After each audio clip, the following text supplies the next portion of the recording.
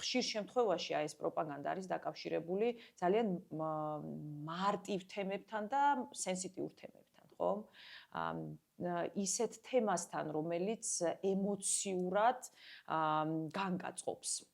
მაგალითად, როდესაც საუბარი არის იმაზე, რომ თურმე ევროპაში ოჯახები არ უყვართ და რაღაცა ცუდი დამოკიდებულება არის ოჯახის წევრებს შორის და აი ეს არის რაც ევროპას უნდა საქართველოში და ნუ რა თქმა უნდა, ყველას ევროპაშიც და საქართველოშიც ყველას უყვარს ოჯახი და ოჯახის წევრები და გასაგებია რომ ამასთან დაკავშირებით შეიძლება იყოს რაღაცა ემოცია, ხო? როდესაც საუბარი არის მაგალითად იმაზე, რომ აი ევროპაში ხდება ის, რომ შეიძლება დაგაძალონ და შეიცვალოს სქესი, ხო? ესეც ხომ სისულელეა თითქოს, მაგრამ ადამიანებს გაუჩნდებათ შიშები ამასთან დაკავშირებით და ცხადია, ამაზეც შეიძლება არც გადაამოწმოს და ისე დაიჯეროს, ხო?